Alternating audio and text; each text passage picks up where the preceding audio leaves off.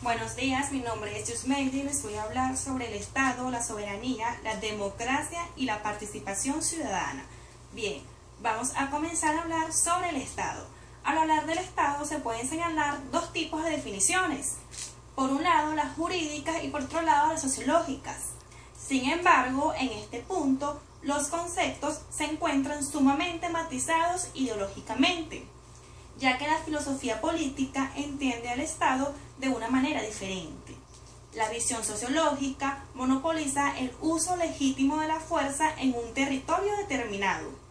La visión jurídica comprende la comunidad de las personas fijadas en un territorio determinado, legalmente independiente del control externo, y que posee un gobierno organizado, que crea y aplica la ley sobre personas y grupos dentro de su jurisdicción.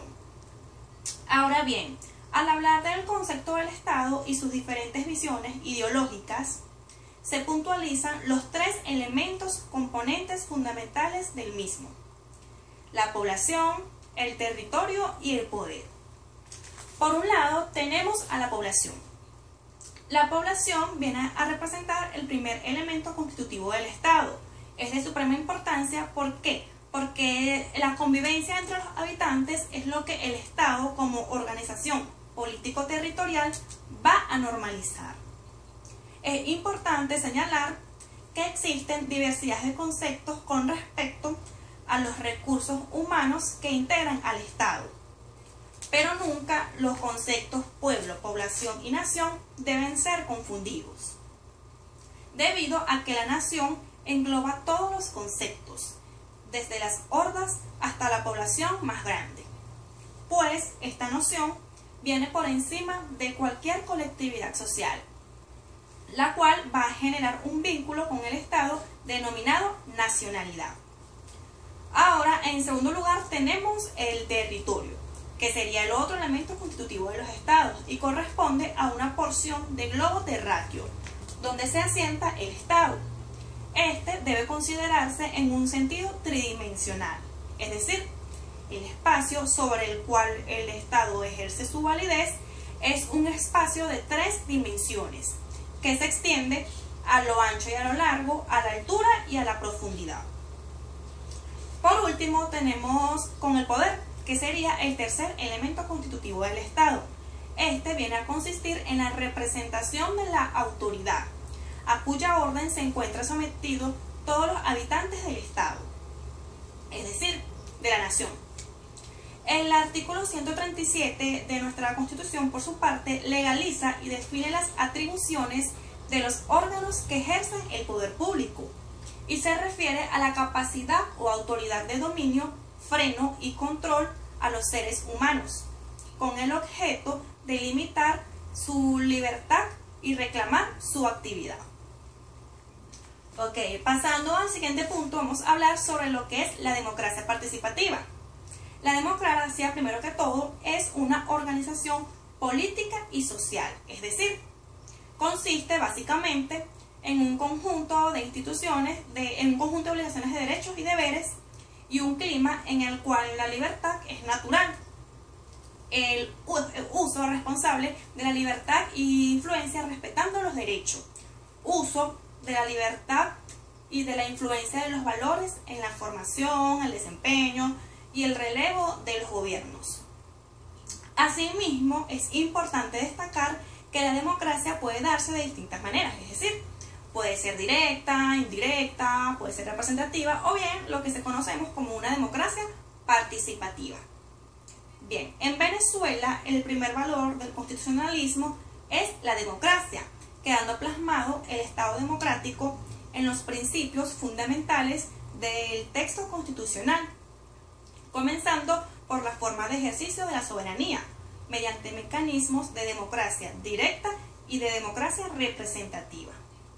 De este modo, y tal y como lo establece la exposición de motivos de nuestra Constitución, el régimen constitucional vigente responde a una sentida aspiración de la sociedad civil organizada, que pugna por cambiar la negativa cultural política generada por décadas de un Estado centralizado de partidos que inmediatizó el desarrollo de los valores democráticos, a través de la participación ciudadana, que ya no se limita a procesos electorales.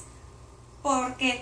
Porque se le reconoce la necesidad de la intervención del pueblo en los procesos, ya sea de formación, formulación y ejecución de políticas públicas. De esto se puede deducir entonces lo que es la participación ciudadana, como otro tema de la unidad 1 correspondiente a la exposición. En cuanto a la participación ciudadana, es un derecho y un deber de la ciudadanía, es decir, de todos y todos los venezolanos, y adicionalmente de todo aquel que habite en nuestro país. Existe entonces una relación de corresponsabilidad de dicha ciudadanía con el Estado, la cual se ha puesto de manifiesto en el marco constitucional, legal y político de la nación. La participación ciudadana en Venezuela es un elemento que se encuentra consagrado en nuestra Constitución en distintas acepciones, es decir, como principio, como derecho, como deber, como espacio, como instancia o simplemente como proceso sociopolítico. Es así como incluso en el preámbulo de la misma se observa que con el fin supremo de la República para establecer una sociedad democrática, participativa y protagónica, con lo cual se cambia la tradicional concepción del Estado venezolano que, como señalaba la Constitución de 1961, declaraba un sistema de democracia representativa. Ahora podemos hablar de diferentes mecanismos de participación ciudadana, entre los cuales están la Asamblea de Ciudadanos, siendo un medio de participación de carácter deliberativo, en la que todos los integrantes de las comunidades tienen el derecho de participar por sí mismos.